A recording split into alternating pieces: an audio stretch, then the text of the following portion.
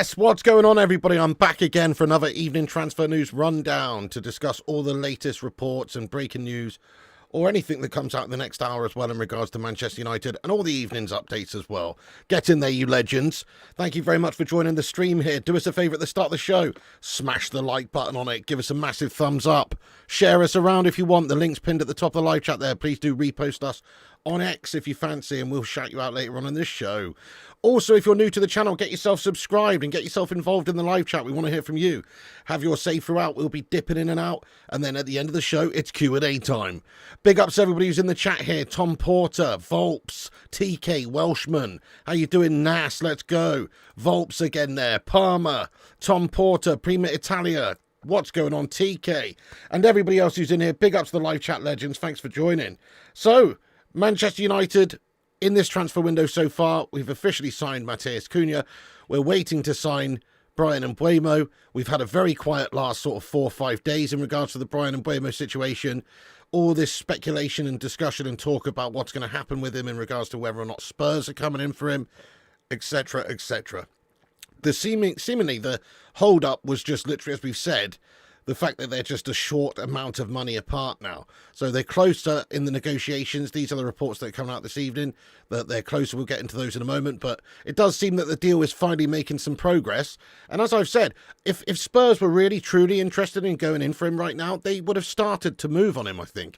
They would have already surely, had representatives discuss potential terms with his agents. They'd have maybe tabled a bid to Brentford, particularly as they know that Manchester United are trying to get this guy signed up very soon and we're advancing on the deal. This would be the time to pounce for Spurs if they were going to get Bryan Mbeumo. So from that perspective, I feel like there's not really any threat of Spurs signing this guy, and he is expected to join Manchester United imminently. Now, imminent's an interesting word, but, because it depends really on timings. Manchester United may well still take a little bit of time to be able to get this agreed, but at the moment it doesn't look like it's too far away, and it doesn't look like there is interest from other teams like Tottenham. So maybe just this evening, potential news here that there is obviously a sense of Manchester United maybe making a little bit of progress with this Bryan Mbeumo transfer. There's various different reports coming out here, whereas the first one, here it is.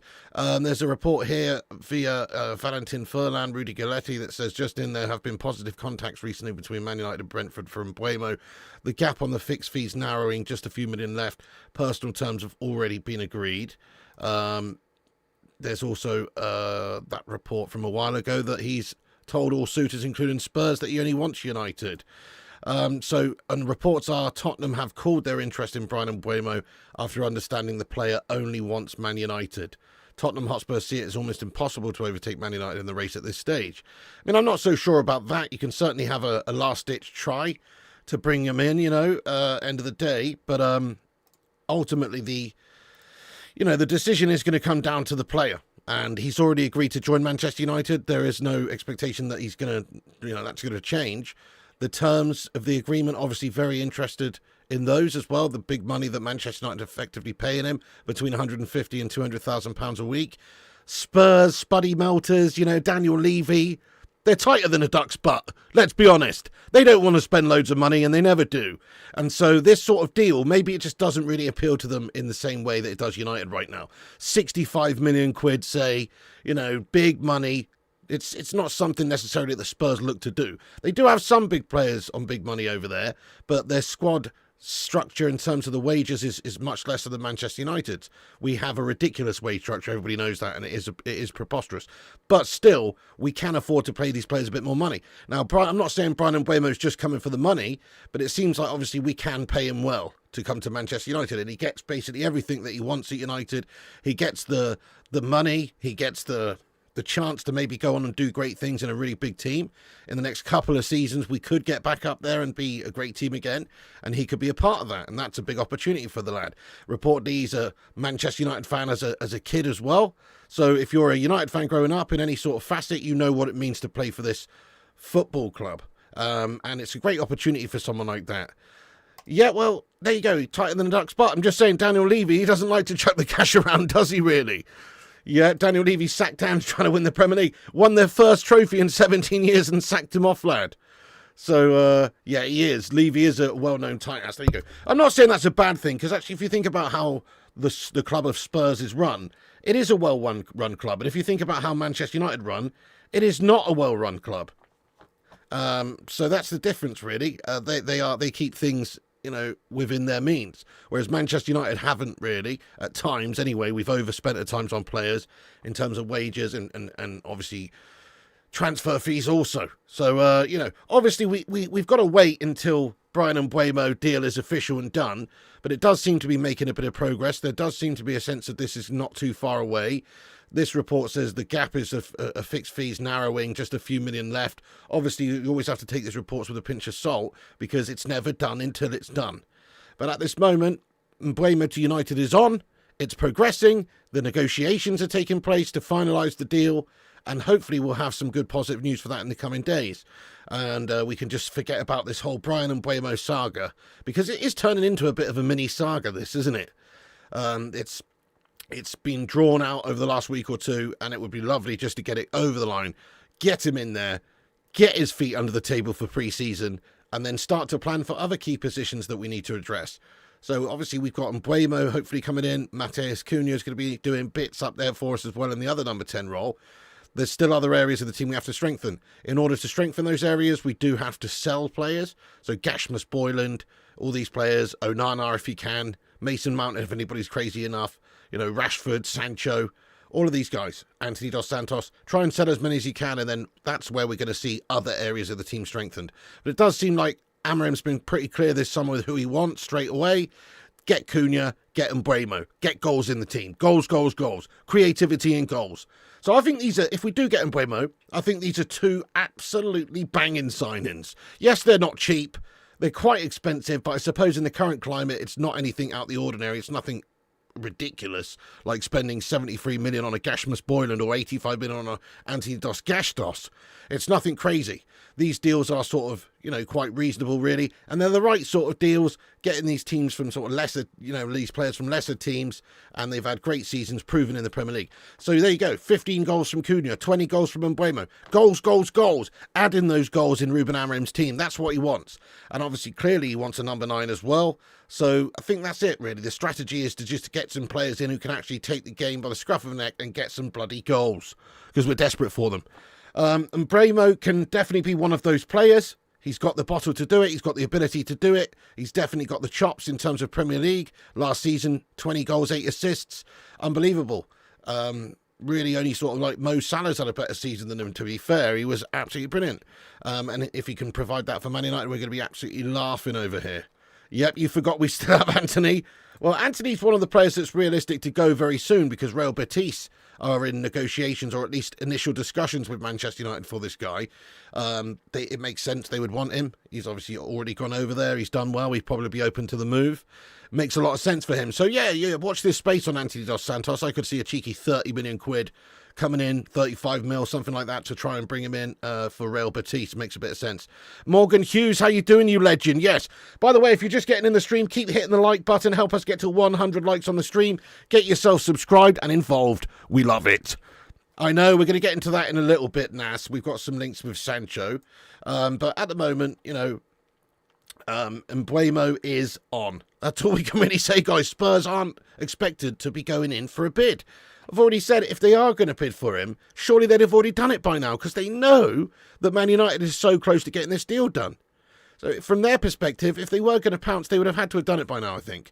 Man United, on the other hand, we can maybe afford, or at least they think they can afford, to just spend a little bit of time to try and save a couple of million quid in all these negotiations. I mean, it does piss me off. Just pay the money, get the guy in, but you can't have Manchester United having a really weak position in the negotiations in the transfer window, because every team is just going to bend you over raw, mate, if you do that. So you have to remember that obviously we have to negotiate. We have to play the negotiating game and try and get these players in for a reasonable amount. They might have wanted 70 million to begin with. I mean, 70 million is too much, but it's it's obviously part of the game. You've got to negotiate, reach the agreement in between. Somewhere around 65 is probably going to be the amount. Let's ask the chat, guys. How much do you think will be the final total amount that it takes to bring Bryan Mbeumo over to Manchester United. So we had an initial bid of 45 plus 10 rejected. Other reports of other negotiations around close to the 60 million mark rejected. The way I look at it, they might be holding out for 65 million for him, and maybe we'll be forced to pay it. I've always said it will be about the same as the Matheus Cunha deal, which was 62.5 million.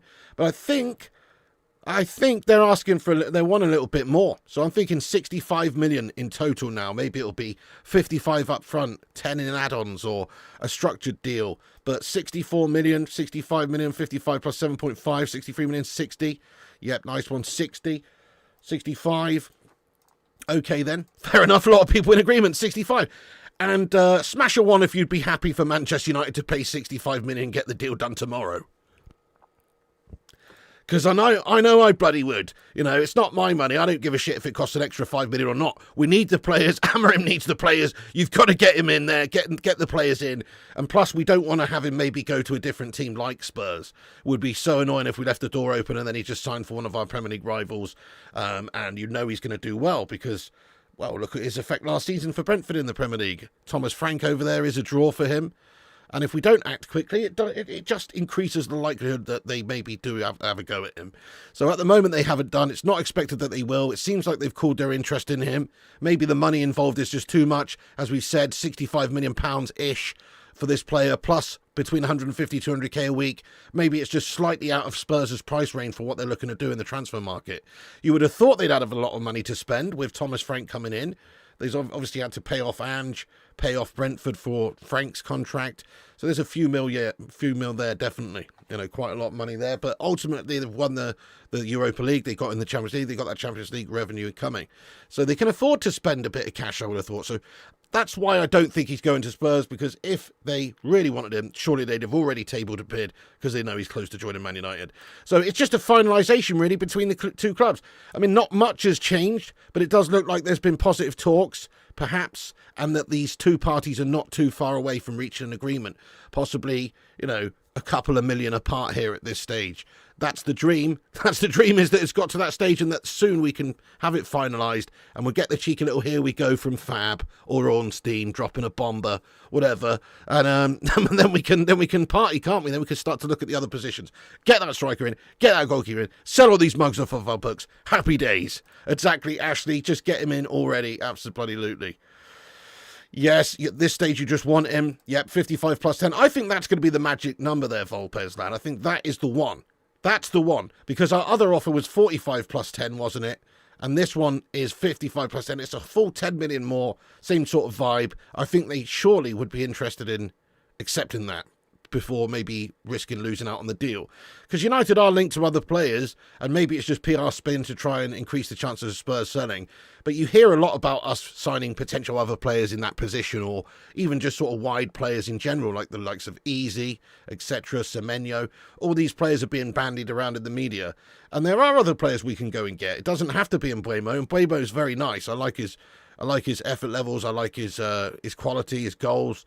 His stats don't lie. But also, there are other players available that can do a great job for us. So we don't have to bend really that much to Brentford. But, at the moment, it is a bit touch and go. We want to get it across the line. Abdul Karim, welcome in, lad. Thank you for your comment and getting in the chat. He says, we should have sold Bruno. Things would have been easier by now. I mean, they would. They would. We'd have had a lot more money. We wouldn't be having to wait to sell players, maybe to strengthen other positions. It is kind of unreasonable when you know the status of this football club, even for our shit owners. It's their fault, but it's even unreasonable for them to expect them to spend 200 or 300 million right now without selling other players, So it's kind of unreasonable right now when you've also still got payments from players that we signed in the past that are coming out this summer. What was it, 170 million or something like that Sir Jim Ratcliffe talked about that we have to cover for previous signings? Some ridiculous number anyway, some absolutely ridiculous number. So yes, you have to be realistic. United are going to have to sell players first before we get any other position strengthened. Cunha and Mbeumo were our early transfer window picks, and that's clear, and we've gone for them, and we're close to getting them both. But then, obviously, it is a case of selling players in order to bring in a lot more. Let's get some love in there for Lewis Joshua's Nan. I'm so sorry to hear that, mate. Much love, dude. My missus works at a dementia care home, so I know what that's all about, lad. Much love to you, Lewis, Joshua, and the fam. Big up, dude. Yeah, so in terms of where we're selling other players, right, obviously Jadon Sancho is a big player that we need to just get off the books. Jadon Scancho, Jadon Gascho. These are the latest clubs that are interested in him, apparently.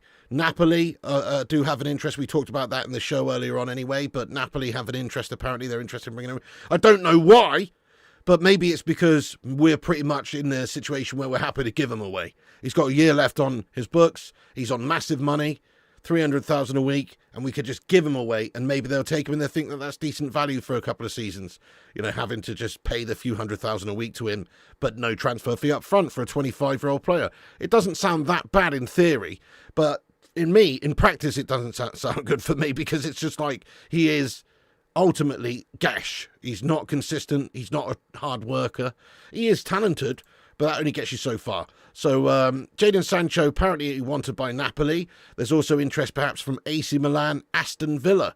Also recently contacted Jadon Sancho's camp. I don't get that one, to be fair. Maybe it would be a loan move situation similar to the Rashford situation there. We know that Villa can't spend a lot of money this season. Maybe they're looking to take him on loan, help out, and we just pay an X amount of his wages. But still, that's going to cost us, again, like it did with Rashford, for him to go and play for someone else in the league. It makes zero sense. Much better to just let him go for free, or at least a couple of million, just a nominal fee, to the likes of Napoli and the likes of AC Milan. Get him out the league, get him off the books, and get him done permanently.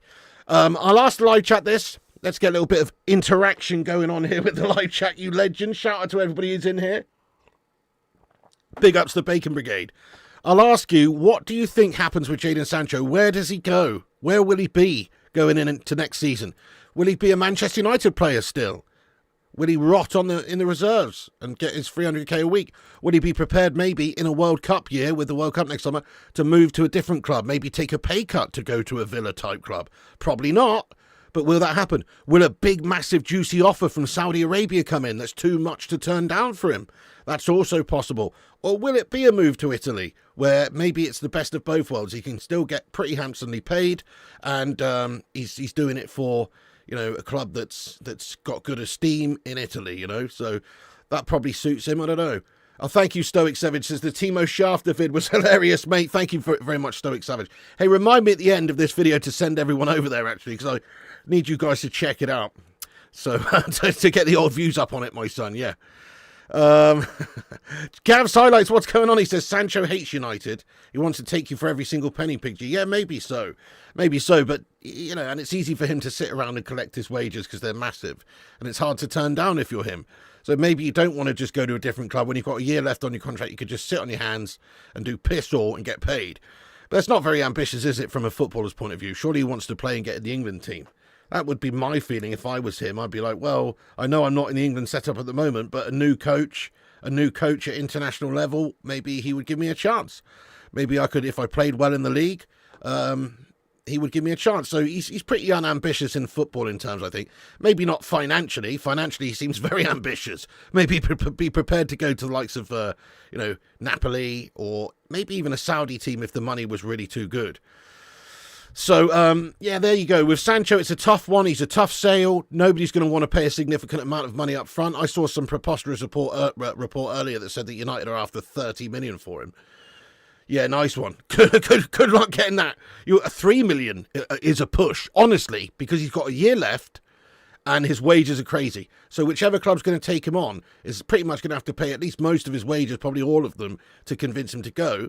We're going to have to pretty much let him go for nothing, maybe 5 million quid at most. Like, what do you think we could get for Sancho, guys? I actually think we'd be open to just letting him go. Just walk. Essentially give him a free and just let him sign for another football club.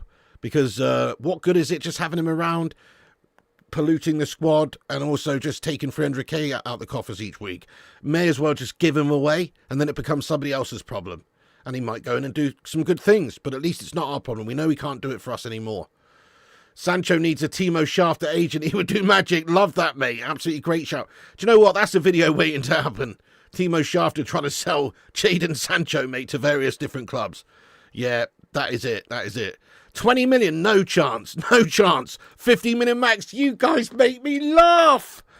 Are you having a bubble bath with a giraffe? Are you serious? No, you can't get that much for this belt. 5 to 10 mil, surely. I agree with you, Elliot. Much less. The reasons are clear. He's unmotivated. He's not in great form. He's inconsistent. He did all right for Chelsea, but only all right. They didn't see the value in bringing him in. So they initially made a deal basically to take him on trial, a big nice trial. They even paid £5 million to Manchester United to give him back to us. They had an option to make it permanent for 25 million, and they refused that. They didn't want to exercise that option. So what does that tell you? Maybe it's just Chelsea and they're looking for someone else and they weren't too impressed, whatever. But it doesn't really strike me as somebody who's wanted for that sort of money, for that sort of amount. You know, he's got to be going for less money. He's difficult to sell and he's on big money. So there you go. It would be a blessing if somebody gave us 1 million quid. Like Welshman says, it would be an absolute blessing, lad. 12 million quid max. Yep, you could use that 5 million we gave you to send him back and tell him to piss off. There you go. Well, I guess, but we'd also have to, how much would we have to pay Sancho? He's got a year left on his deal, right? And he's on 300k a week, 1.2 million a month. Isn't that just crazy when you think about it? It makes me physically sick that Jadon Sancho is getting a cool milli a month, this twat. But anyway, obviously he has to pay 50% tax. Oh, boo-hoo, he only ends up with 600 G's a month in the account. You know what I'm saying? What the fuck? But anyway, that's 1.2 million going out every single month. That's 14 million a year, whatever. It's a rip, mate. Even if we did just let him go, a free transfer him away, we'd have to essentially pay the remainder of his contract. It's not worth it for us. We're better off giving him away for zero, doing a deal with a team, and they take over. They take the problem over.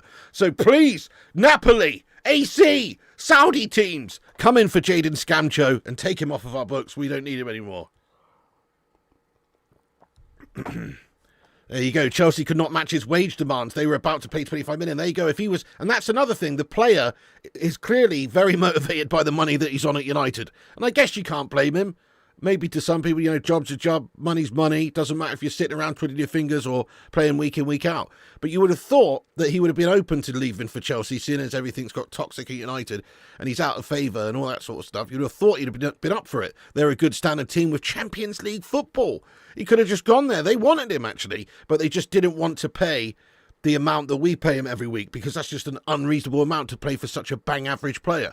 So he could have gone there for lesser money, but it broke down because, as you say, you know, it could not match his wage demands. Disco Dave, hello, how you doing, you absolute legend? Hope you're doing well, boss. Griffin says, Oi, Peter, what's your thoughts on Isaac going towards us Scousers? We're being fed very well this transfer window. You what? Who's told you that one, lad? I don't think that that's the case, Griffin, lad. I don't think that's the case, boss. I don't think Isaac's going to the Scousers, is he? There is lots of reports players linked with you at the moment. Obviously, that Florian Wirtz deal is pretty much done. But in regards to, like, you're looking at Ekatike and stuff, I doubt... Come on, you're not going to get Isaac, are you? It's possible. I guess it's possible, yeah. I guess it's possible. It means me sprouting out another head out of my schnoz. And him being called Zlatan is possible as well. Hello, my name is Zlatan Ibrahimovic. I have spawned out a flying pig schnoz. I guess that's possible as well, but it's not very likely, mate. Just saying. No way Newcastle want to get rid of Isaac. They're also not that far away from doing some interesting things. But Gav says he saw Isaac might be going to Liverpool. I mean, where was this? The Mirror. Let me try and find out a little bit about this, because that would make me sick, lad. They would have some team, wouldn't they, if they were able to bring in Isaac. Let's have a look. I'll just search Isaac Liverpool, see what comes up. See what comes up here. Interesting. Liverpool still in the market for another forward. Isaac would be their dream target. They're going to have to pay massive money for him. Newcastle quoting 150 million. Yeah, come on, mate. I know they're paying that for Wirtz, but doesn't that even further decrease... It was on Sky Sports, okay. But doesn't that even further decrease the likelihood of that happening? You know he's going to be insane cash, right? I know they haven't really spent a lot of money, Liverpool, the last couple of years, right? But... And now I guess they could invest. Let's face it, they are winners of the Premier League. They could do that. But surely there's better options out there. You're talking about 150 million quid. That's mental. 150 million quid they'd maybe have to pay to Newcastle. And that's actually not unreasonable when you think about how much they're buying Florian Wirtz for. Like, he is going for, 115 million, isn't it? Or somewhere in that region? I mean, it's not unreasonable to expect Isak to be going for a significant amount more than that. So that is wild news, guys. If that happened, that would be absolutely filth. They'd have to pay at least 100 for him. Interesting. Griffin says Isak only has 1 year left on his deal. Newcastle cannot even dream of 150. Well, they probably couldn't get 150 then if he's only got 1 year left on his deal. So I did not know that. But in regard, let me have a little look and see just more deets about this real quick. Incorrect. I've got here that Isak's contract runs out in June 30th, 2028, which would indicate 3 years left on his contract. This is just on Transfer Market, but that's what it says here. I believe this is accurate, but you may be correct. Who knows? Well, somebody does know. These guys know. but in regards to, I think he's got 3 years left on his contract, just having looked at that. Prima says 3 years left on his contract. There you go. 3 years left on the contract. To me, that means that he's going to go for big money if they want to bring him in. Like 15 million quid is actually, 150 million quid is actually insane. Especially when they're already spending like the best part of a couple 100 million on players. Gyokeres coming in, Frimpong coming in, obviously the big money on Wirtz. So they're going to have to spend a shitload of money more to bring in Isak. Maybe that could happen like next summer. I don't see that happening next summer, guys.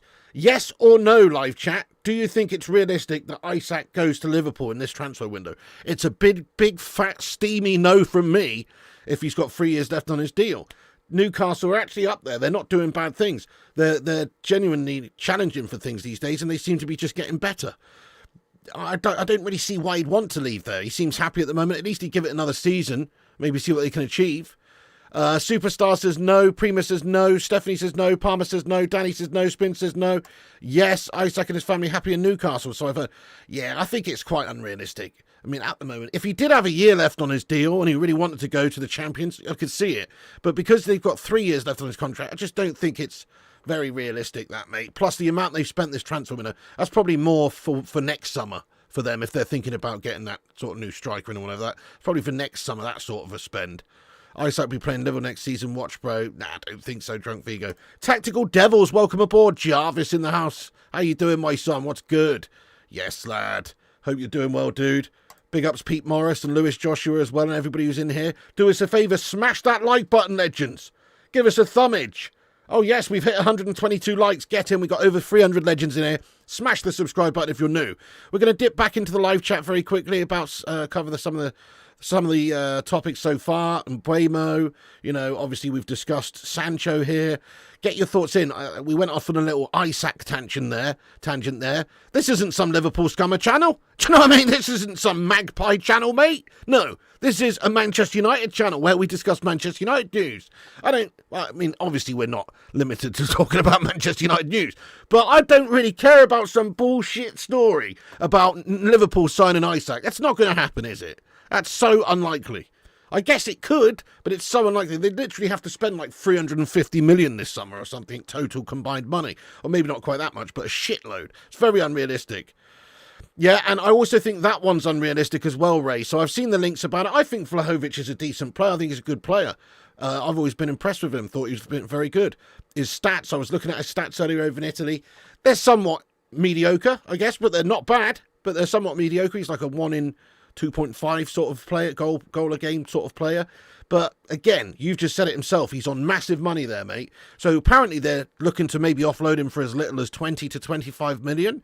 But for that amount of money in terms of wages, he'd have to take a significant cut to come and join Manchester United. There's no way we're going to pay him 315,000 a week, I don't think, right now. We're trying to get away from signing players like that and on massive money like that. So it doesn't even add up, doesn't even make sense to me. Even though the initial fee might not be crazy, I just cannot see that one happening either because of the wages being an absolute problem, lad. Yeah. Absolutely, because Newcastle got good owners, not like United stuck with the shitty Glazers. Absolutely, we've got their Mike Ashley right now. They had Mike Ashley who shackled the club and abused the club pretty much and the fan base for years. Then they finally got these new owners who are running the club well, who are investing enough, who are balancing the books and doing it right. And for them, they're reaping the rewards. United, we are completely at a disadvantage every single transfer window these days and every single season these days because of our owners. So, yeah, you're absolutely right. I know, Thornster. How you doing, Thornster? We need a big, fat David Ornstein bomber, lad, don't we? You know what I'm saying? That sounded a bit wrong, but you know what I mean? Manchester United are 3 or 4 players away from top 6 for next season. Love that, love that. How you doing, Mikhail Kramer, you legend? It's going to take a few windows to offload all the deadwood. We're just waiting for contracts to run down. Yes, true.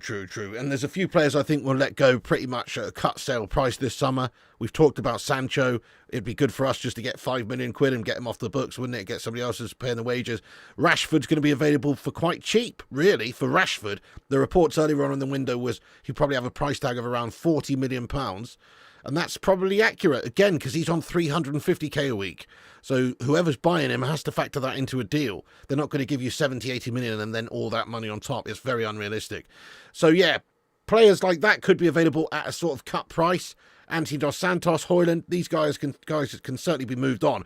But like you say, Mikhail, there's just a few proper deadwood melters that even now, after all this time, are still here and will be hard to move on. I'm looking at you, Luke Shaw. I'm looking at you, Luke. I saw you on your holidays doing a tour of the Frey Bentos factory. I saw you. Yeah, but no, seriously though, he's going to be impossible to move on. And so he's just stuck with us for a number of years. Maybe Andre Onana. I would hate to think that Andre Onana is going to be staying. We talked about that earlier on in the show today in the lunchtime show. But it's quite possible, I suppose, that Andre Onana stays. It seems like there's no news of him being listed or us looking really truly for another number one. We talked about Martinez, but there's been no bids. Maybe we're waiting to sell players before we advance on that. But at the moment, there's been no bids. So Andre Onana could be stuck at Manchester United for a little while longer. But we still need to get a number one if we do that to bring in, because he's just absolutely rubbish. But he's a player that may well be tough to sell. That's all I'm saying. Like, in terms of actually being able to sell players, he is a tough sell right now. Just sack Luke Shaw. Yeah, good luck spending all that money, though, to pay him off, though, Jonathan Gallagher, lad. He's not going to walk. I think he's got 3 years left on his contract, Luke Shaw, I think he has 3 years. And he's on, I believe, 6 figures, 100k a week at least. Which, you do the math, mate. You're talking about having to pay him 15 million just to do one. And then he's just going to go and sign for somebody on the free. It just doesn't really add up. Luke Shaw is a prime example of what's wrong with this club. Definitely injury-prone melters, given too much too soon, not up to the standard, constantly on the physio table. Luke Shaw, I believe, he's got a permanent residence set up in the physio room, mate. He's made a little camp underneath the physio table. Basically, he lives there half the time. I just hope we can sell a few players, and if we manage to do so, sign Gyokeres and Mbeumo. If we manage to sign them, we'll get top 4 to 6. I'm with you there, Oliver. I think those sorts of players could be transformative for Manchester United. If we could get a goalkeeper, top one, a good one, Martinez, for instance, the proper goal scorer, Gyokeres, Mbeumo and Cunha, even just those players without any other position strengthened, gives us a good chance of getting at least in the European spaces, top 7, top 8. At least it gives us that good chance, and maybe we could go and do better and challenge for top 4. So I think it does give us that chance if you get those sorts of players. But at the moment, obviously, we haven't. But it does seem at the moment like the Brentford negotiation isn't too far away for Bryan Mbeumo. So we'll just cover sort of what we've got now. For anybody who's just getting in the chat in regards to Bryan Mbeumo, give me a minute. I'll also just have a quick look, see if there's any new bits of info that have swung in on the Vine while we've been live. Make sure I don't miss out on any of the latest breaking stuff.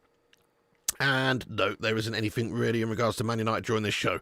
So we'll get up to we'll get back into what we were talking about at the start. We've also got a couple of other little things to talk about, Gyokeres and another link to a player. But at the moment, we're just going to run down what we've said. And again, you have to take all these reports with a pinch of salt.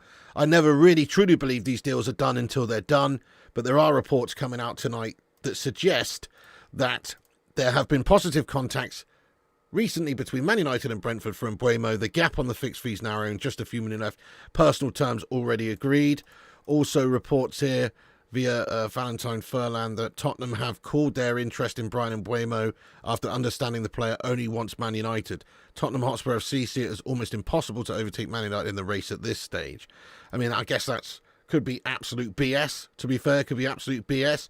And, you know, ultimately, I kind of think it's the case, though, that Spurs are unlikely to go in for him now, because they surely would have already done that. They surely would have already done that, guys, if they were so aware of the situation with Mbeumo and United, which we know is advanced, which we know is almost done, which we know the agreements have been made in regards to personal terms, and it's just about trying to finalise that last couple of million and squeeze somewhere in between Brentford and Man United to get the deal done. And then once it's done, it's done. And surely Tottenham know that. And if they are actually moving on him, they would have tried to get personal terms agreed themselves, or they would have put in a bid and tabled a bid to Brentford, which they haven't done either of those things. They might have had initial contacts, but that doesn't mean very much, really.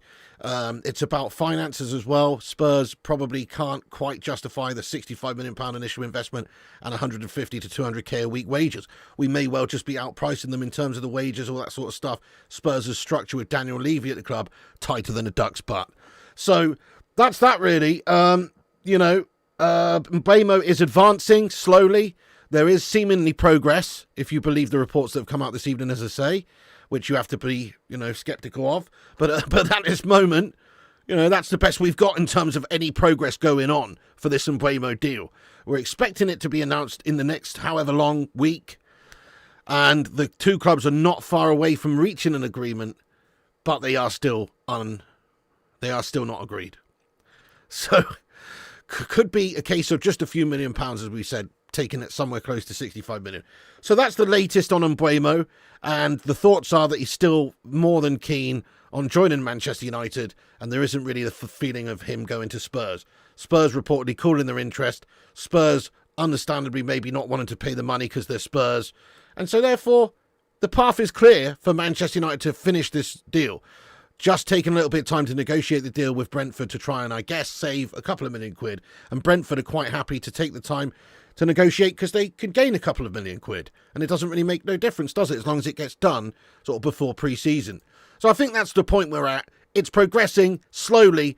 This isn't a dead deal. This isn't we're walking away. You're asking too much. This isn't you're not going to pay what we want, so we're keeping him or selling him elsewhere. This isn't that. This is a cat and mouse back and forth. Let's agree on somewhere in the middle and let's go back and forth until we get there. So this deal should get done. 95% should get done. 5% he's going to Spurs. You know what I mean? But it should get done. And there is progress on this deal, which is promising from United's perspective. Get this guy signed, move on to other targets, get the Gyokeres transfer maybe cooking if we can, if not him, someone else. And address the goalkeeper issue, and we would all be feeling a lot better, wouldn't we? So Spurs, you know, Spurs could well be still interested, but at this moment, I don't think they're putting a bid because they already probably would have done. There's only one slight doubt in my mind, which is these Spurs shithouses, maybe, just maybe, they're waiting for Manchester United to actually reach the agreement, and then they're just going to swoop in and get the deal done. Didn't that happen? Was it us with, Arsenal and Martinez? Do you remember that, guys? That's what happened with us and Martinez. I think it was Martinez a couple of years back before we signed the butcher, Lisandro Martinez. I think Arsenal had bid up to like 35 or 40 million, whatever it ended up being. They'd bid up. They'd spent a couple of weeks negotiating with them. And they got it up to like 40 million, whatever it was. And then United just gone, oh, nice. They've accepted your offer. Okay, great. We'll just match that. We'll just match that. And then we actually ended up signing him. That happened with Lisandro Martinez, didn't it? So it can happen that a team's just waiting for you to do all the heavy lifting with a deal, to do all the back and forth negotiations and agree on a price, and then they're just going to come in and match it or beat it by a tiny amount. So that is definitely a possibility as well. Even though I've just said that the deal's progress and he's expected to sign for United, it's also possible anyway that could happen. But, ultimately I think he is coming to United, guys. Yep. Not really, Wayne. It definitely has the possibility to do that. We don't want to have a long, drawn-out saga like we've had many summers with many players. If this went on for weeks and weeks, yes, it definitely would do that. But as of now, he's close. As of now, we're expecting it reasonably soon. Exactly, T Mills is just waiting for that. Here we go. We're just waiting for something. Here we go from Fab or someone or a bomber from Ornstein that says this is agreed between the two clubs. The amount is this. It will still take a good week, probably after that, to actually get this guy officially done and in. But certainly we're waiting for that agreement to be announced, and it should be happening soon. But again, they've just got to thresh out the final details, meet some in the middle, and then they'll agree, won't they, once both parties are happy, which they're not at the moment. From United's perspective, we should probably just get it done, but also we don't want to be seen to be paying too much over the odds for players just because we're desperate. You have to still go through the motions and play the game, otherwise everybody's just going to see us coming a mile off and want an extra 5 or 10 million on top of what they would ordinarily take for their players. Top 5 predictions next season, Piggy lad. I mean, I'll probably have to go with Liverpool winning it again. I'll probably go with Arsenal in second because they're just perennially second, aren't they? I'm going to actually say City third. I'll say Newcastle fourth and Chelsea fifth. That's what I'm going for, lad. Yeah, anyway. Any news on Gashmas to Inter? Just a little bit, really. Not too much, mate. I mean, there is this report that... oh, no, hang on, that's the wrong one. Wait a second. There is, actually, I don't have it on screen here, but there is a report that he is definitely wanted by Inter over there and that there's a real possibility of a loan move with an option to buy. So, yes, he's wanted. Apparently, he's open to joining a club in Italy as well and open to the idea of returning to Serie A. So we can dream and hope that we can get him off of our books. He is a likely candidate to go early. There's not going to be too many early sales from United this summer. Maybe later on in the window, teams are obviously getting more desperate. Maybe more money available after the year refreshers for PSR at the 1st of July. Maybe they can then start to move a little bit more. But right now, doesn't look like there's too much business going on from Man United selling players. But there's a few players, Hojlund, Dos Santos, and maybe even Sancho at the moment that are quite likely to have a deal done. We know Sancho's just going to be just shut out at United, so it makes sense for him to go somewhere. It also makes sense for us to loan him out somewhere that's not the Premier League, even if we have to pay half of his wages, because it's better than paying all of his wages. So there is that feeling that he could get done at some point in the next few weeks. But again, there's not much going on until July, I think, for player outgoings. And then we have to hope for, deals to be done from other teams. I mean, Garnacho's expected to go this summer, apparently 50 million price tag. Rashford's expected to go this summer, 40 million. Hojlund 35, Antony 35. Those are just 4 players right there that we could expect to see go. That's quite a bit of money coming into the coffers to be able to then reinvest. Absolutely. Yeah, hopefully players like Dalot stays fit around then. Yeah, I mean, I actually really like Dalot. I do. I think he's a good guy around the dressing room. I think he's a good player. I just don't think he's top class, but I think he's certainly a good squad player for us. I like him as a sort of, rotationary player. So we're also linked to, there's a report from Dean Jones Soccer tonight, which reports that we're keeping tabs on Palmeiras midfielder Richard Rios as they aim to bolster their options in the middle of the park. Now, I don't really know a great deal about this Dickie Rios, but by all accounts, he could be a good player. Just a little link there. Thought I'd throw it up on screen for you. Probably won't come to anything, but there you go. Let's get back onto the Gyokeres stuff, because there's not much going on with Gyokeres again today. But from Florian Plettenberg an hour ago, he posted this. He said Arsenal are currently not willing to pay the 80 to 100 million euros demanded by RB Leipzig for Benjamin Sesko. There's been no official offer from Arsenal yet. Arsenal and the players' camp remain in contact, but personal terms are not yet fully agreed. Arsenal is still monitoring Viktor Gyokeres. It will be crucial to see whether he can move for the verbally agreed 60 to 70 million euros, or if Sporting will demand more. So, there's a feeling that Gyokeres is being used by Arsenal for the Sesko deal, for the Sesko negotiation. There is a feeling that could be the case, and they're just trying to get that figure down there with RB Leipzig. So that's definitely a case, but also they are seemingly interested in Gyokeres and monitoring it. It doesn't seem like they're the team that are, or at least the team's made him as the number one priority. It seems like it's Benjamin Sesko who is the number one priority. But maybe they're using Benjamin Sesko as leverage for the Viktor Gyokeres deal. But in all seriousness, I think Arteta he really does want Benjamin Sesko. That's the guy he wants to bring in. And as far as other options, yes, that I guess Gyokeres, if he's available for 60 to 70, is maybe more appealing than paying 100 million euros. Of course it is. Gives you a lot more free cash to do other things in the squad. So if Gyokeres was available for the verbally agreed 60 to 70 million, just maybe they'll change their attentions to him. But if they can negotiate Sesko down with RB Leipzig down to somewhere closer to that, 70 million, 80 million euros, they'd probably go with Sesko, because Sesko does have a lot more youth on his side. He's 22. I don't think his stats are all that great, but he is a good player and he's only going to get better. So from that perspective, it does make sense for Arsenal to just pay a little bit more to get him in. But other than that, Gyokeres' stats scream class. He's obviously more experienced, 27, going to be coming into the Premier League with some European pedigree, having played obviously in Champions Leagues and things like that as well for a number of years. So he's got good experience coming in. He's more in his prime. He's got a better goal record. It's not in the Prem, but neither is Sesko's. And he could end up costing a significant amount less. So if we're using those figures that are being bandied around for Benjamin Sesko, let's just use the middle figure there. So 80 to 100 million, let's say it could be 90 million euros. That's how much Sesko could cost. Gyokeres, on the other hand, let's use the middle figure, 65 million euros. I mean, that's a significant amount less. So if you were Arsenal, you'd be kind of mad not to at least try and get Gyokeres for cheaper. But there is a feeling that maybe Sporting want a similar amount of money as well as RB Leipzig do with Sesko. So if that is the case, then maybe Sesko, again, makes more sense for Arsenal because, as I say, the age difference, all that sort of stuff. For me, it would be Gyokeres. But let's face it, Sporting are maybe playing silly buggers and trying to ask a little bit too much, because there has been reports of that in recent days, that there's a verbal agreement in place previously with Gyokeres and the club, and that he'd be allowed to leave if the price was around about 60 to 70 million. But now it seems that they're asking a little bit too much. United have reportedly been in contact with Sporting over the recent weeks, as have Arsenal, and it seems like maybe there's just a little bit too much meat on the table there for Sporting at the moment. They're asking a bit too much. Now, if that can be agreed somewhere closer to that 60 to 70, I think both Man United and Arsenal would be interested in him.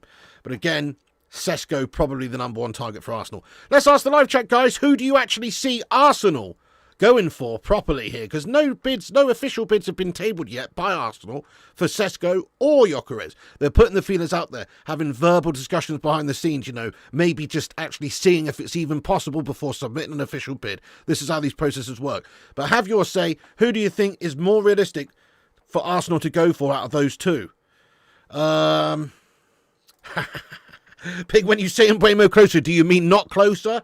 I mean, there's reports coming out tonight that say that negotiations are advancing and there's only a few million apart now.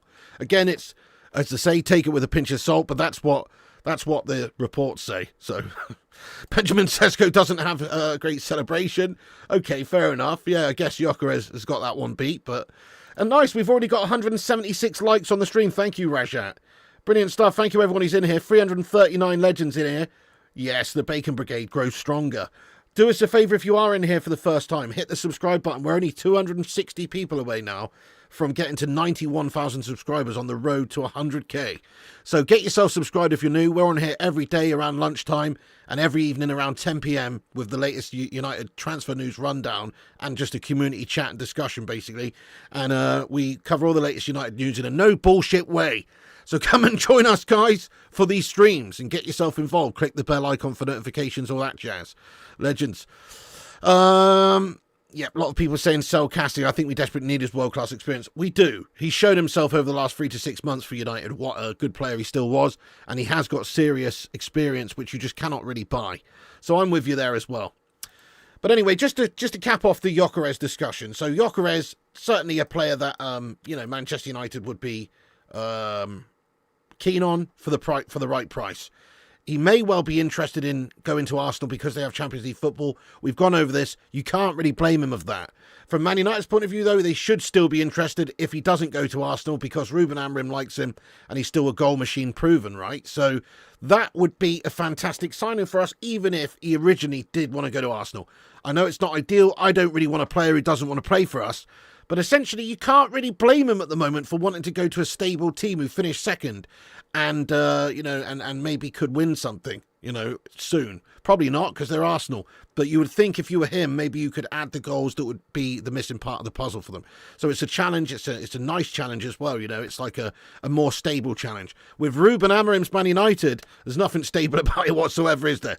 Like, literally, he could be sacked in a few months' time and then Gyokeres is left twiddling his ball bag playing for Sam Allardyce or something. You just never know. So that's the issue here. You've got to obviously understand that Arsenal is just a more attractive prospect in a lot of ways right now. Not in terms of history, not in terms of trophy wins, but in terms of right now, right here, right now, the Fat Boy Slim song, a.k.a. Luke Shaw. It's right now. So you have to say, we're still in the hunt for him. We still could get Gyokeres. He still could be a player we go for. We haven't bid for him yet, and they haven't bid for him yet. But if they get Sesko, then they're probably not getting Gyokeres. And if they get Gyokeres, they're probably not getting Sesko. Yeah, there is an elephant in the room. Okay, well, fair enough then. I mean, obviously, Andre Onana still needs to be moved on. We've gone over that sort of at length this afternoon in the day show, so I don't want to bore people. But yeah, Andre Onana's not expected to go anywhere. There were reports from The Athletic earlier on today saying that Andre Onana's expected to stay at Manchester United, which is crazy if you ask me. Ruben Amorim needs his head tested if he really doesn't start the new season with a new goalkeeper. If he still sticks with Onana, then I'm sorry, I'm questioning Amorim and his gilet-wearing mindset right there. Because it's madness. It's an absolute madness. So I can only assume that we are going to get a goalkeeper, but we're just waiting to sell players. We're already trying to spend 130 million on 2 players, which is almost done. Cunha's done, and Mbeumo's nearly done. That's 130 million. We don't have the money to spend on other players until we've sold players. So I can just only imagine that at the moment they're just stringing Andre Onana along, and then in a few weeks' time, once maybe we've sold a few players or got at least the players being sold in the pipeline, that's when they're going to release him. Or not release him, sorry, but that's when they're going to transfer list him or try and sell him and offer him to clubs. That's quite realistic, I suppose. But there you go. Okay, let me ask the live chat this fun question. Does Andre Onana start for Manchester United on the first day of the Premier League season? Does he start for Man United? Is he still going to be our number 1? Oh, I have to say no, right? Do you know what? My heart says no, but my head says yes. I feel like we're going to keep them out. My heart says no, my head says yes. Nomad says yes, Prima Dele says yes. CH says no, Onana out. Abano, what's going on, Ad? He says sadly yes, hope you're good, dude. No, says Nas. No, says Johnny Swan. Yes, says Baker. Yes, says Gaz. You hope not, 100% yes. Yes, unfortunately, sadly. Yes, unfortunately. He shouldn't, but he will. Oh, guys, I mean, that's it. If he does end up doing that, then, Man United and Amorim, I'm sorry, they've got their transfer policy completely wrong this summer. You should be looking to replace the shittest players in the team, not the best. We were almost going to sell Bruno for Pete's sake. And I know everyone's like, oh, we get 100 million quid for Bruno Fernandes. He should have gone. He's 31. He's our best player by a mile. So you're getting something out of the team there that's actually effective. And he's a good leader, I guess. He's a better captain than most in that team could possibly be. So he's not a perfect captain, but he's better than most. And we're prepared to just let him go. But Andre Onana is not up for consideration of going. That's preposterous. I guess it's the issue of actually him being wanted by a team. Because nobody wants Andre Onana, is he? Do they? He is like about as appealing right now as a nostril hair in a Spanish omelette. He really is very much unappealing right now. Yeah, Defo won't start. We won't get a decent keeper. You reckon he'll Defo start? Oh, mate. I could see it happening as well. Hopefully not. He better not. Onana's number 2 now. Nice one, Genghis. We can hope. We can certainly hope, lad. If he even if he doesn't go, even if he's unsaleable, which he might be, because let's face it, he's a flubber-handed mess. Even if he's unsaleable, we still should bring in a number 1 goalkeeper, i.e. Martinez or someone like that to come in and take over that position. Thank you, eyes wide open, you legend. Yeah, Abano says, I wouldn't sell Bruno. He actually plays for the shirt. Yeah, he's one of the few players that actually does. He doesn't get it right all the time. It probably is a bit frustrating for Bruno Fernandes playing with such a set of melts. Sometimes he does do some good work. We haven't got the people to finish it off. He doesn't have the teammates to finish it off. Gashmus Boynan must be a very infuriating forward to have up the top of the pitch there. Ruben doesn't want him. It's the owners, but it's always the manager, but it's not big. It's the owners. I can't imagine that. I can't imagine even those stupid gastastic owners that we've got would be looking at Andre Onana in between the sticks there last season for us and going, you know what? He's a good solid keeper, he is. Even they surely are not blind to the fact that Onana is causing dramas for us at the back, mate, and causing errors and causing losses and causing points dropped. Even they, in their ivory tower there, scratching their fucking skullet, their skull/mullet, even they can see that Andre Onana is gash, lad. So I can't really imagine that it's down to that at all. I just think that nobody wants him unless somebody does come in for him with a reasonable offer. because you've got to be seen to at least be getting 20 million or something back from the 50 million that you paid for him. Unless somebody does come in for them, then we're probably stuck with him. But as I say, he needs to be the Raymond van der Gaal. He needs to be the Sergio Romero. If we do sign another goalkeeper, he doesn't deserve to be number one. But you know what? Sergio Romero was the number 2 for Man United. And he's 10 times the goalkeeper of Andre Onana, isn't he? What a stopper. Goodness me, what's Sergio Romero up to these days, mate? What a number 2. No one wants him, even other clubs, so that's why he'll stay. Probably true. They don't care, Piggy. Those tiers get paid regardless. Yeah. Joke, man. They probably didn't take a good look on Onana's performance. Kate says, mate, if some team from Sandland bids 100 million for a 30-year-old, take it. No, I disagree with you, Kate, lad. And don't call it Sandland. That's very disrespectful. Won't Martinez be banned for the first couple of games if we get him just wrong? Hojlund got up, made his Saudi club may want Andre Onana. Yeah, absolutely. Even Roy Carroll was better than Onana. That's true. I believe you as well. Even Mark Bosnich as well. Romero was great. Oh, yes, Romero was great. He plays for Boca Juniors. Shit, really? Has he been playing in the Club World Cup for them?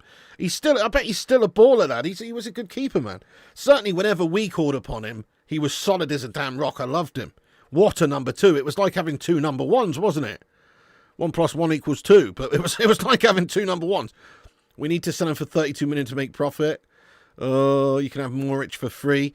Okay, well, you know, so the goalkeeper position, right, is somewhere we need to strengthen. I can see Martinez signing, or at least us trying to get him, because Aston Villa are understood to be needing to balance the books a bit this season, so they could move him on. Same goes for the likes of Ollie Watkins, so some of these players may be available. In terms of other goalkeepers, Diogo Costa, I really do rate him. I think he's a very good keeper. Don't know how realistic it would be for us to get him, but I like him. You know, there's also links to people like Milinkovic-Savic, but again, don't really feel like it's better to have a bit of Prem experience. Yeah, you don't know any good keepers these days. Well, there's some great keepers, but we can't get them at the moment. If this was Fergie 20 years ago, we could sign Donnarumma. You know, we could have done that. We could sign, you know, Courtois or Oblak or ter Stegen, and we probably could do that back then.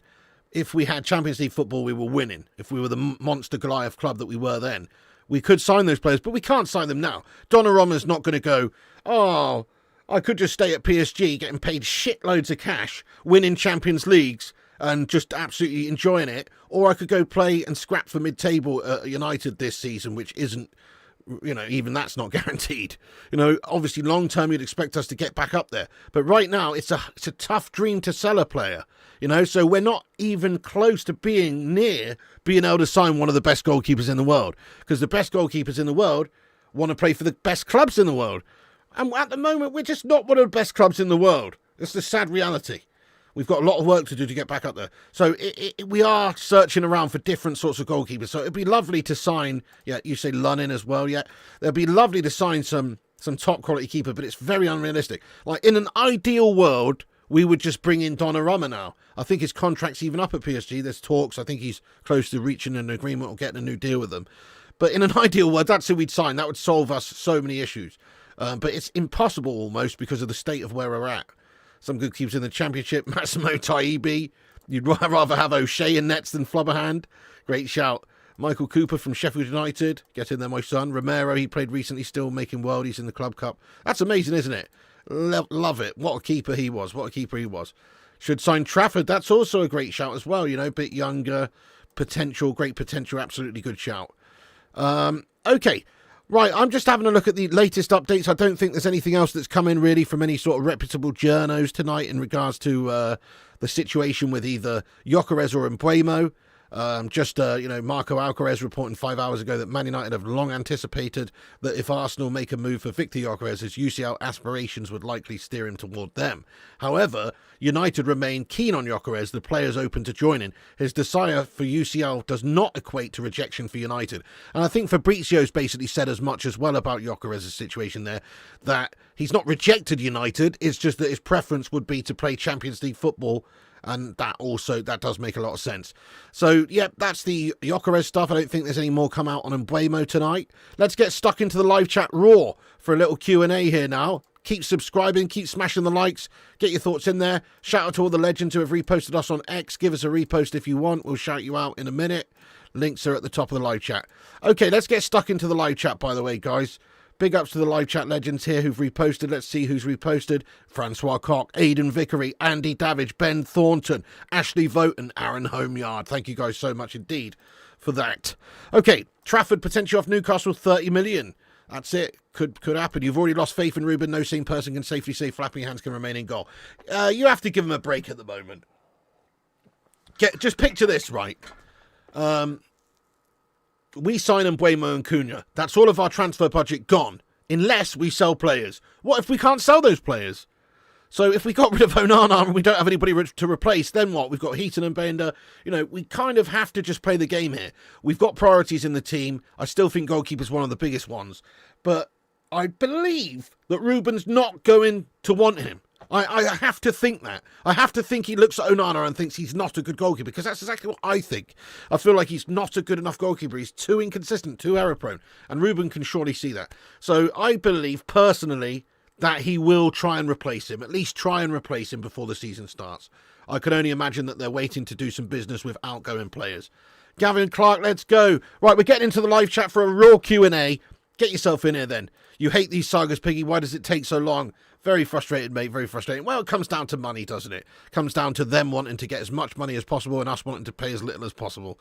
That's what it really comes down to. So the negotiations just take a bit of time. Yeah. Sending love from Florida. Thank you, Hunter Whitehead. Really appreciate you. Let's go. Thank you, Kieran, for reposting us as well, you hero. Mike, my nan's available for 12 minutes. Okay, I thought they turned down Chelsea's, or they were asking for a bit more than that. And Chelsea, was it Chelsea who was interested in them, or someone? Someone was interested in Mike, my nan. But yeah, I mean, he is available for less, but I don't really like him as much as these other players that we've discussed, because he doesn't have the Premier League experience. But he is seemingly a good keeper, lad. Yeah, we'll be able to sell Anthony and Garnacho. Yeah, Anthony, Garnacho and Hojlund should all be quite saleable. You're right, Garnacho's not on crazy money. Yeah, Thornster says Garnacho's getting sold 100%. That's the only sale I'm confident in will get done. I fear Sancho and Rashi will be rotting at Carrington. I think Sancho will be moved on, mate. I think they'll get some sort of a loan deal at the very least. But yeah, fair point. Rashi, it's a tough sale. He's on a lot of money. You've got to have a club prepared to pay the money for him, and it's quite unlikely that you will. Yeah. Pig, what happens if you end up not getting Gyokeres? Who do you want then? Okay, I don't think I honestly really don't think it's a problem, mate. Like, if we don't get Gyokeres, so what? I'm honestly not bothered. I'm more bothered about Cunha and Mbeumo, genuinely, because they're proven Premier League. But this Gyokeres signing would be lovely, but there's other options. You know, there's other even maybe better options that it could turn out. You know, there is other players we could get. Osserman, I don't think that's that realistic. His wages are crazy, but he's on the table, isn't he? You know, Mateta, proven Premier League goal scorer. Visser, a little bit older, maybe a little bit cheaper, but proven Premier League goal scorer. There's many players. There's links to this Vlahovic. I don't really want Vlahovic personally. I think he's on too much money. It's not the right signing for us right now. But there's definitely other players out there. We just need somebody who can bang the fucking ball in the back of the net, my son. You know, it's that simple. Let the hard work be done for them. You know, with the team behind them, the likes of Bruno and Cassie maybe in the midfield too. Perhaps with Cunha on the left cam, playing number 10, and Mbeumo on the right, playing number 10. Think about that for a second. That's goals galore and creation galore. So whoever comes in, as long as they've got a little bit about them, as long as they've got some experience, as long as they've got some qualities, I think we can be 10 times better than we were last season. Or maybe not 10 times, but 5 times. Because literally, Hojlund got like 4 goals or something all season in the Prem, whatever it was. So it's not hard to get 5 times that, is it? You only need to score 20 goals, which is what Mbeumo did. So I think if we got somebody up there who's got a bit about them, they can get 20 goals, lad, whoever it is. Because there'll be a lot of chances created, I think, next season. By the way, Canute, lad, thank you so much. You absolute legend there, Canute. He says, I think with a good striker and a better keeper, we would at least be top 8. If we can do that, it's another story. Yeah, we are wank right now. Gesh. Very much, Canute, lad. You're so spot on. That's it. If you've got Mbeumo, Cunha, a goalie and a striker, that's most of the issues solved right there. 100% agree. Get some big love in there for Canute, lad. Thank you so much for the super chat, you absolute raw Norwegian legend. Appreciate that. Gavin says, thoughts on the lack of any credible midfielder links? Yeah, a little bit concerning. It doesn't concern me that much, though, because we're keeping on of Bruno Fernandes. The way I look at it is that we're signing Mbeumo and Cunha. They're going to play the 10s. Then we're going to still have players backing up the 10s. Bruno Fernandes is more likely to drop deeper and play as the 8, alongside, say, Cassie or Ugarte or someone like that. Bruno Fernandes can make from deep. He plays deeper for Portugal often. He's done it for us in the past. So he can certainly play there. He's got a good engine on him. He gets all over. I think he's combative. He wouldn't struggle too much, though, I don't think. I think he'd be really good for us, actually. So that's the way I look at it. I don't think necessarily we need to sign a midfielder. It would be nice. It'd be nice, but I don't think we necessarily need to because of the players we have that can play that position. The likes of Bruno, Cassie, Ugarte, Mainu, Collier, Mount. These sorts of guys are all going to be featuring somewhere in that midfield throughout the season. So it would be nice to bring in a midfielder. It would also be nice to bring in a centre-back and a wing-back. But we've just discussed the 4 key areas for Man United to strengthen are getting the Mbeumo deal done. We've already got Cunha. And then getting the striker position sorted out with a very good striker. Doesn't have to be Gyokeres, just like a good striker, good proven striker who's got a bit about them. Mateta would do the trick, for instance. Get somebody up there who can score goals in the Prem, and then a goalkeeper, and then we're pretty much well on our way. So the 4 most important positions I think have been covered. It should add a lot of goals to us, and then we can start to maybe in the future think about right wing back, a centre-back to just give us more options, because Johnny Evans and obviously Lindelof left, and we've got injury-prone players at the back like Martinez, Yoro, De Ligt, these guys, so you do probably need a bit of cover there. By the way, thank you so much to Rob Always United. Get in there, my son. New member. We got a new member there. Thank you so much, Rob Always United. You're a legend. Thank you so much, Rob Always United. Get some love in there for Rob. He's become a member of the Bacon Brigade. Really appreciate you supporting the channel there, lad. Get some love in there for Rob. Thank you so much, dude. Love that. Remember, we can't progress the ball through midfield with the players we currently have. Not getting a ball playing midfielder will be a big issue. Bruno's going to be that man for us, though, lad. Come on, Bruno is a great passer. Bruno often gets criticised for giving the ball away a lot, but he's the guy that's often trying to make stuff happen all the time. You know, he's the one that's got the focus on him. Other players like Cassie, he can definitely pass the ball, you know. So these I don't think we're going to have issues with that, mate, personally. But that's my own feeling. You know, if you don't think Bruno's good enough to sort of control that midfield, then fair enough. But I think he can. Really, reports of Diogo Costa to Saudi. That would be gash, lad. He should be on our shortlist. Yep, Dino says, bruh, why are people sleeping on Ekitike? Honestly, the only reason is just the money, I think. We'd all be interested for him in him for the right price. If it was 40 million quid, we'd all take Ekitike. But they're supposedly wanting closer to like 60 or 80 million pounds. That's far too much for a 22-year-old, reasonably unproven player. He does look really good. He looks Isaac-esque, as we've discussed recently. But he's still unproven in the Premier League. He's still only 22. He's still got a lot of progression to do. He's a lot of money. And that money is better spent, in my opinion, on a proven, experienced striker right now, who you can almost guarantee is getting goals in the Prem, which you can't really say about him just yet. He could turn out to be another Gashmas Boyland. He does look really good, and he does look good, and his stats are not bad, but they're also not sensational. You know, he's still got a lot of developing to do, and the money's just too much, I think, on him. You're Bacon. Yes, you are, Rob. Thanks for becoming a member, you hero. Orlando. Yes, he says our transfers seem to be slowing down. Thought we were going to be more assertive this window. I think we've tried, but Brentford asking too much and staying firm, and we don't want to get bent over, so you have to go through the negotiation process. But I think we've tried. We got Cunha done. We've almost got Mbeumo done. If we get Mbeumo done, then that's a good start to the window, isn't it? But yeah, true. We need to start thinking about other players. Ekitike probably won't want to come here. Interesting, maybe. Yeah, Pig Ugarte, not yet. No Rodri. He's no Rodri just yet, mate. No. He's not had a great time of it. I don't think he's been all that impressive. I'd rate him like a 5 out of 10 so far, Ugarte, as his overall input at United. But he's still got big potential. I think he can have a good season for us. Yeah, exactly, Genghis. Ekitike is an expensive risk. You'll be fine. You've got Maguire, Stick Slabby up there. Yes, welcome, Rob, once again to the Bacon Brigade. Really appreciate that, lad. Legends. Okay, because Ekitike is only young, that's it. So for the money, if you're talking about the money, you might as well go and get something like, I don't know, Gyokeres. The thing that Ekitike has going for him is that he obviously is young with big potential, and his wages are not crazy. I think he's on like 60k a week, 57k a week. I saw a report that he's on over in Germany right now.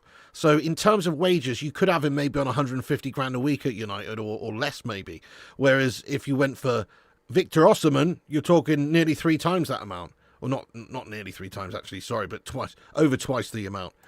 Yeah, still kind of raw, but he definitely has talent, yeah. And also, like we said, yeah, the Bundesliga, it's not a great measuring stick to say this guy is an amazing talent. If he's got 14 goals in the Bundesliga, how many is he going to get in the Prem? He could get 14, or he could get none.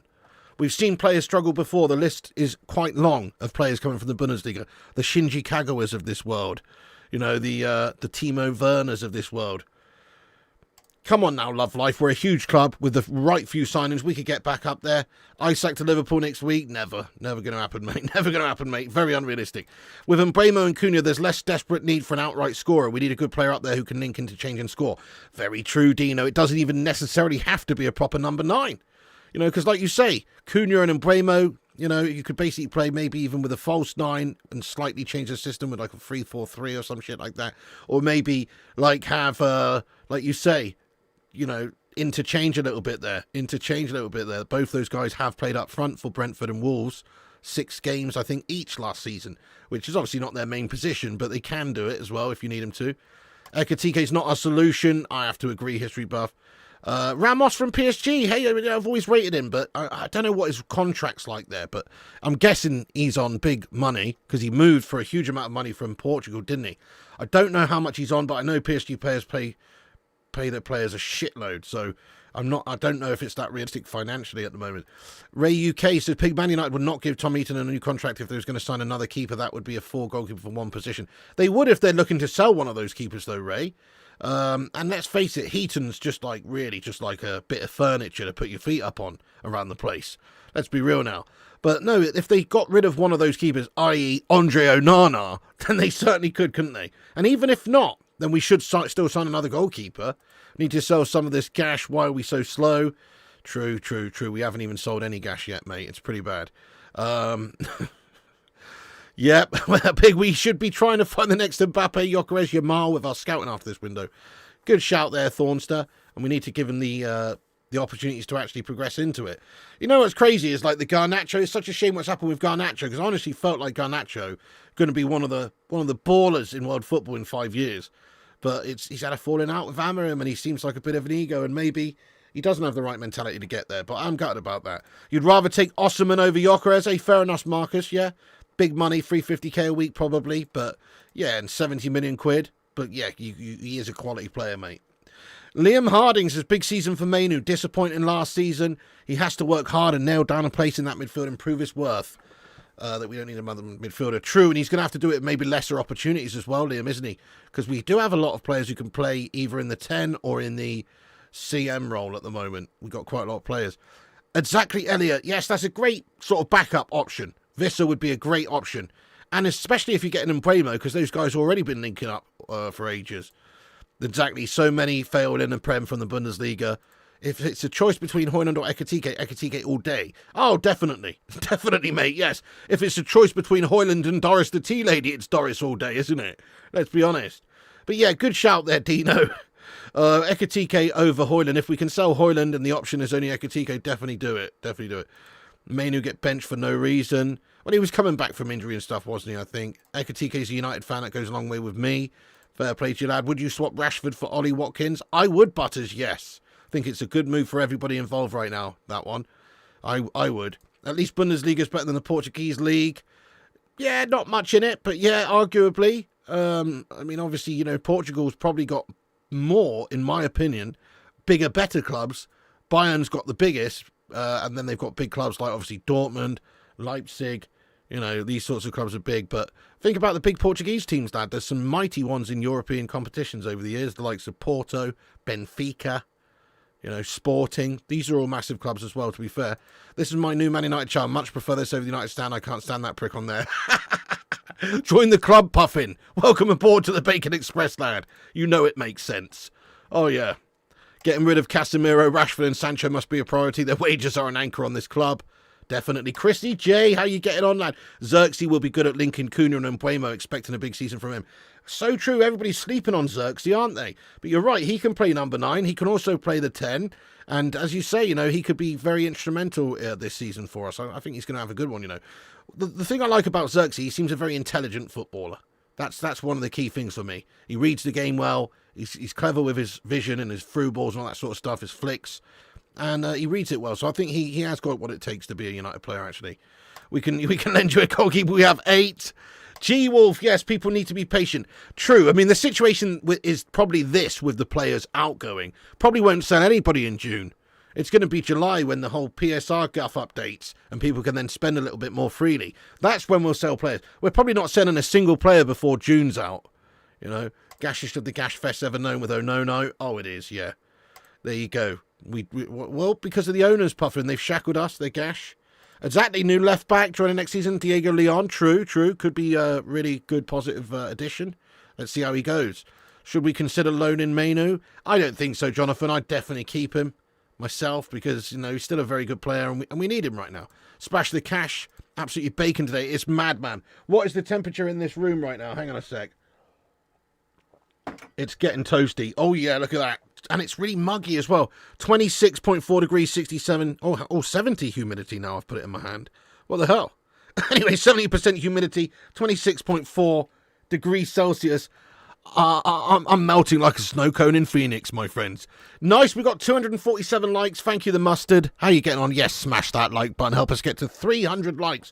That's the target for tonight's show. Help us get to 300 likes, guys. We're nearly there. Also, if you're new to the channel, hit the subscribe button. We're close to getting to 90,750 subscribers. We only need 5 more of you legends out there to hit the subscribe button, and you can join us daily for lunchtime news and transfer news in the evening around about 10 p.m, which is what this show is. So click the bell icon, click the subscribe, get yourself in there and chat with us. Your honest feelings on next season with Mbeumo happens with Cunha if that's all we sign. But if that's all we sign, there's still going to be big problems. The goals are going to be more up top, but they're not going to be enough because we need a proper out-and-out number 9, I think, as well. And then the goalkeeper position is a real problem area for us, for me. The amount of errors and goals that we conceded because of Andre's errors. Got to replace him. So those are the two, I think we'd really struggle if we only got those two, actually. If we don't get one of the Gyokeres, Osman or Ekitike, I'm crashing out. Fair enough, Orlando, but what about Mateta? What about Vissa? These are Premier League proven players as well. All those players you've mentioned are not Premier League proven. It might be a blessing in disguise to not get them and maybe get a Mateta or something. Could be. Or a Justin Kluivert or something like that. Could be a blessing in disguise, lad. Okay, so I'd partner him with Cassie. I know Cassie's not the most mobile, but he can be the sitter, and Bruno can be the engine, So I would partner him with Cassie. Cassie looked good the last few months, but again, long term, it's going to be Ugarte or Mainu. The difference between getting back into Europe or not depends on if we can replace Onana. I'm with you there. I think it's true. I think that is a big problem area for us, and I think we're just waiting to sell players so we can know we can actually spend and bring another goalkeeper in. What's the story on Bryan Mbeumo? Okay, well, if you're just getting in the stream, basically all it is reports coming out this evening saying that Spurs have called their interest in Bryan Mbeumo after understanding the player only wants Man United. Tottenham see it almost impossible to overtake Man United in the race at this stage. And apparently there's been positive contacts recently between United and Brentford for Mbeumo. The gap on the fixed fee is narrowing. Just a few million left. Personal terms have already been agreed via Valentin Furlan and Rudy Galletti there. But again, you have to take it all with a pinch of salt. But there are reports that the deal's progressing. They're only a few million apart right now. So we have to hope that that's the case and we can get him over the line. And as I've said, I don't think Spurs are going to go in for him because if they were, they probably already have started so they don't lose out on him. They would have started trying to agree personal terms or put a bid in to Brentford so that he doesn't sign for Man United. And they haven't done that yet. So I think the path's clear. We just need to finalise it and reach that final agreement there in terms of the actual overall amount and the structure. Yeah, there you go, Sully. That's it, mate. Sit him on the bench. Sit him on the bench. That's what you have to do. And then also, if you do sign another goalkeeper, I don't see Andre Onana being the type of guy that just wants to sit around and not play. I think he's good enough to go somewhere and play regularly, you know, a team in Italy, for instance. He's definitely good enough to go somewhere and play regularly. Remember a couple of years ago, he's featuring in Champions League finals and stuff. Surely he's not going to be happy sitting around. So I think he will be knocking on the manager's door if we sign a new contract, looking to leave anyway. And we'd surely be looking to move him on. I do remember our family singing that one, Frank Thomas, I know. Oh, I won't be doing that again, mate. Yeah, Chido Obi, beast in the making. Yeah, good shout, lad. He's definitely got a place up there as a second or third choice striker for us this season. Good shout. Yeah, because Ugarte, Collier will rotate. Bruno, Mainu will rotate. There'll be a bit of rotation going on there, that's true. Go on, Puffin, lad. Go on, son. Thank you, Kate. My thoughts exactly. Just pay the bloody money. Good shout, Dave. And Mbeumo United is done. You know, it's getting there, lad. It's getting there. I would not be surprised if there's a here we go tomorrow from the likes of Fab or Ornstein or whatever. I would not be surprised. But again, it could still take a week or who knows. I guess it could break down. You just never know. But at the moment, it's expected to be completed reasonably soon. That's all we need to sort of worry about, is that his terms are agreed and nobody else has bid, and we actually bid for him and we're negotiating the final deal.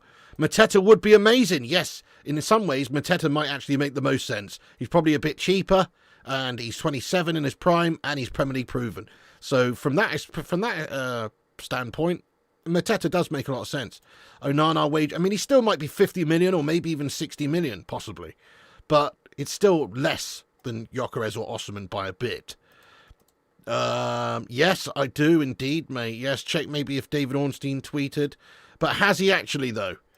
Because if he hasn't, then why am I, you know, I'll check and see if anybody else has updated, but it sounds like he hasn't, mate. Let's have a look. Okay, let's have a look, see what you're saying. Nah, he hasn't, mate. Why are you telling me? Why are you telling me to check that, lad? He hasn't tweeted. Let me just double check. Nah, there's no... You're talking bollocks, mate. His last... I know you just said check anyway, but anyway, I don't do that. Kone should have been given a crack. Billy Smart Circus don't want Onana. You'll be chuffed as nuts. Getting Mbeumo will start changing our team with him and Cunha. Love that, love that. Dave Bonnen says Onana's a 25-point deduction. Hand grenade with a pin pulled. Yeah, true, Dave. That's it. That's probably true. I wonder how many points he actually cost us, like mathematically, statistics-wise, with his errors. I'm not saying probably not 25, but probably 15. Probably a good 15 points. Whereas somebody like De Gea would save us 15 points a season with unbelievable worldy performances of shot stopping. Whereas this guy, he probably does give you a minus 15-point deduction at the start of every season. Does anyone understand the club's finances? Worried we can't afford Mbeumo. Yeah, Sharon, so the money's available for Mbeumo. The money's available. They've already bid. The money is available. Even if we can't sell a single soul this summer and generate cash that way, we can still sign Mbeumo and Cunha. That's the transfer kitty right there. 130 million. That's the lot. That's the situation. At least the way I look at it and the way it's painted. And then beyond that, we did miss out on UCL football. We don't have that windfall. So we're going to have to then generate player sales and then bring in new players using the money generated from player sales. So that's where we're at, really. The money for Mbeumo's there. The money for Cunha's obviously there. That's been done. And now they have to sell players to sign anyone else. But Garnacho could be 50 mil. Hojlund could be 35. Dos Santos 35. Rashford 40. You know, the list goes on. There's certainly players to bring in some cash. I mean, I like it, mate. I like it. It's interesting, Raja. I like it. I don't like it as much as having a proper number 9, and I don't think necessarily Amarin would like it. But I would play maybe like a false 9 with Bruno as the false 9, with a 4-3-3 and a sort of a false 9 kind of thing. But it's, again, not ideal. But if you've got somebody who can thread those little through balls into really good players making those wings wide, making those runs down the wings wide, and play them in and get them to score goals that way, that's just as good. I mean, look at Salah. Salah's playing right wing over for Liverpool, and he's scoring the most goals in the league.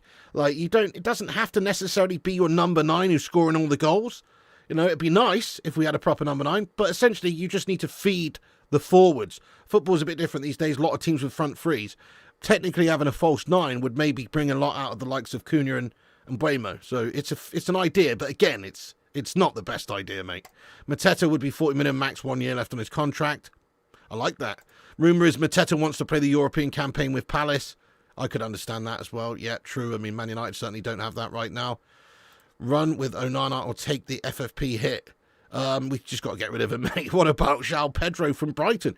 Yeah, I mean, Brighton have got some banging players, don't they? But I think they're a really well-run club, and they're not going to give any of those players up easy. So I don't think it's easy to sign players from Brighton. You know, Mitoma would be another one, wouldn't he? But he's getting on a bit, and they'd want a lot of money for him. It's just not really that feasible. Dino, is Mateta even available? I think he could be, if the price is right. Man United's a much bigger club than Palace. Maybe he wants to stay there, play European football, that's true. But let's face it, the opportunity knocks. At certain times, he could get way more money at Man United for a start. And then secondly, it's a much bigger club, probably going to finish higher than Crystal Palace this season. Let's be real. You would hope. You never know. No, cost us 12 points minimum from direct and indirect errors. Yeah, that sounds about right, lad. I don't know, Liam. I don't know. Probably couldn't do much worse. Ugarte, Collier and Kone, Casemiro, mid, Manu, Mount, Bruno, behind Cunha, Mbeumo, 3-4-1-2. Interesting. I like your style, lad. I can see goals in that team for sure. I don't know. I haven't heard anything about that, Kevin Donovan, about us chasing Fofana. No. Not myself. Cunha, Mateta, for the rest of my days. You don't believe we need to sell to buy? Ratcliffe tells lies. There are levers. Respect, Mike, McKay. Respect, yeah, could well be. I still think we've got enough to buy Mbeumo and Cunha, no dramas. And then beyond that, maybe have to finance with player sales. But like you say, there might well be some more budget, even if we can't sell too many players. Yeah, Ratcliffe needs to cook those books. Oh, my God. Like when he said the club was going to go bust without job cuts. Yeah, true. And then they're talking about plans for 2 Billy stadiums. Fair one. Yeah, that's what I mean. Yeah, I know he's playing a 3-4-2-1 at the moment. What I was talking about is the potential to play like essentially like a 3-4-1-2 almost, with like a Bruno as a sort of false 9 type thing. Ratcliffe could do with Chelsea did sell assets to sell off women's team and 300 million. Ratcliffe and Glazers don't want to put money in. Oh no, they're not putting their own money in, mate.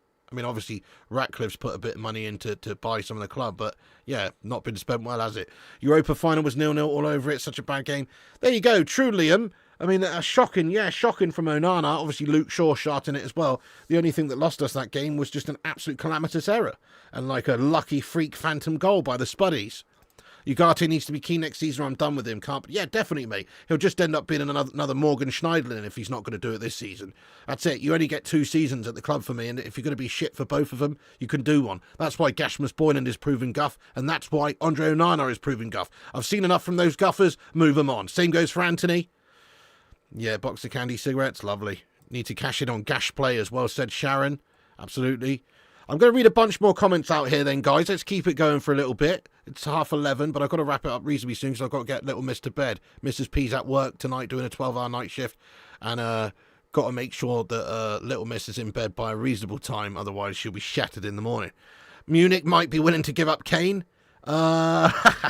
Maybe. I mean, he's getting on a bit now, isn't he? They could look to cash in.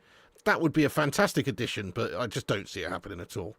Yeah, Bournemouth players should definitely be looked at. The likes of Semenya, the likes of Cliver, absolutely. Great signings, all of those would be. If Palace can keep their squad together, they could go far in Europe. Yeah, true, they've got a brilliant set of players at the minute. No, trust me, Brighton are a nightmare to deal with. Yeah, there you go, tough to deal with. They don't like to sell players, mate. Top 4 an absolute priority. We'll have the squad to do it. I don't know. I don't think top 4 is realistic, actually. I think maybe top 7 is realistic. But top 4 would be lovely, Disco Dave. But I don't think we'll have the squad to do top 4, no. Really, yeah, Fofana's linked to Chelsea and Liverpool. No United link. Yeah, I hadn't read anything about that, no. Piggy what's Onana's goalkeeping coach be going through working with Onana? He doesn't have a goalkeeping coach, mate, clearly. Do you know what I mean? No gaming stream tonight. Not tonight, Stanley Harrison. No, not tonight, lad. Brighton looking to sell João Pedro. Interesting. I mean, it's an interesting link. You don't think we can get top 5 with Onana? Definitely not. No, I haven't heard any rumours about Vanderson either, lad. No.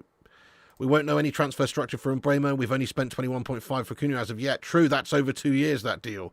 So that's very true. Good point, Johnny Swan. Apparently we're in talks with Malik Fofana from Lyon. A few people have said that. I haven't heard much about it, but you said it again, so maybe there is some basis to that. 2 seasons, deliver or get shipped out. Nice one, eyes wide open. I know it has actually, KK. Yeah, well, she's a bit of a... She's tough to get to sleep, mate. She likes to stay up until midnight. She's always fine and, if she goes to school and fine in the morning, but she's a late night owl, unfortunately, mate. Just like me.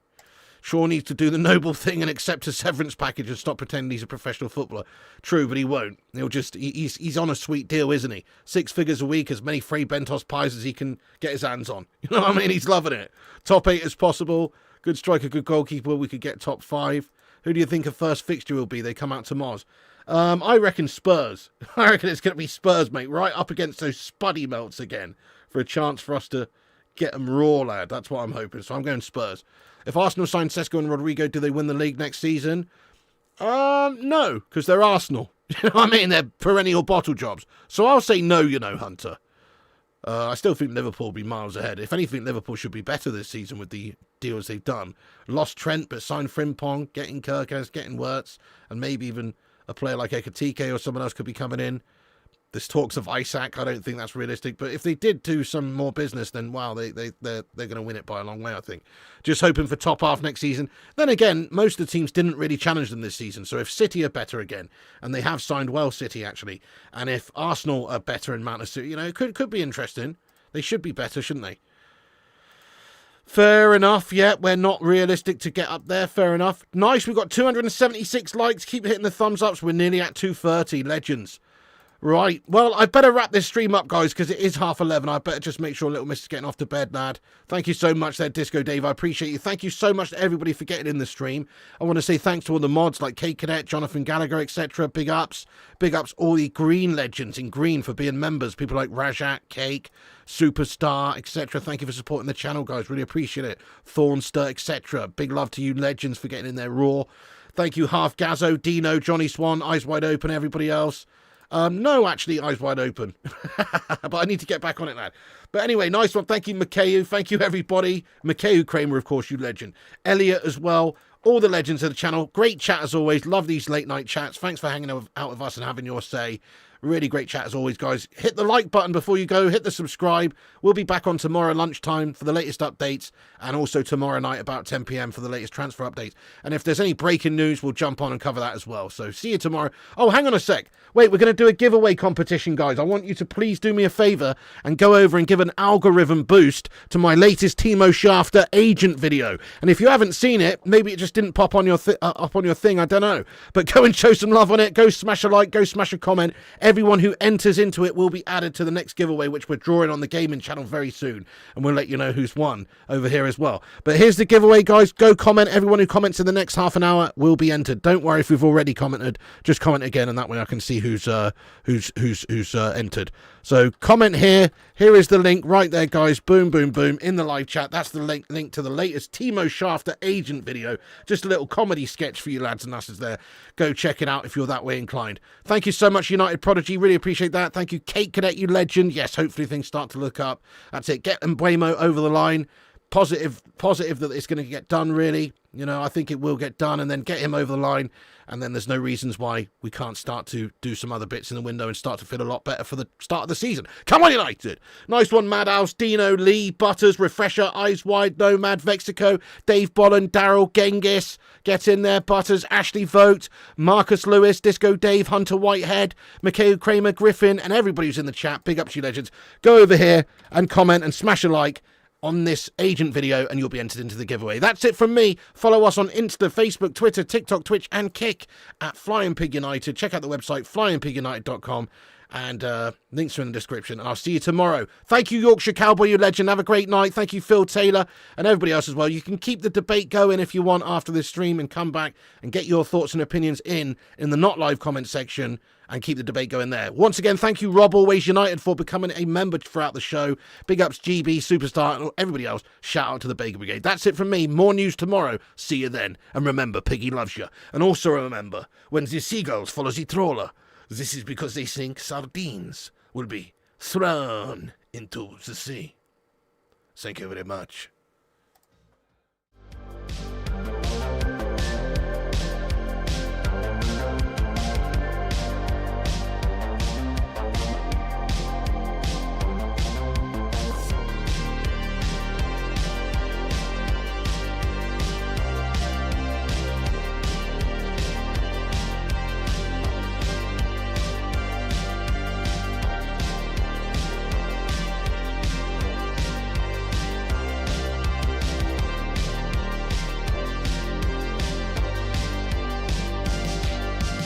Get in there, you beauties. Thank you so much to all the patrons here for supporting the channel on patreon.com/FlyingPigUnited. As a thank you, all you legends will be appearing on this outro list. Get in there. Once again, thank you to all the YouTube members, but one of the best ways you can support the channel is on patreon.com, so check it out. Patreon.com/FlyingPigUnited. And once again, a big thank you to all the legends that do support the channel on Patreon. Get in there.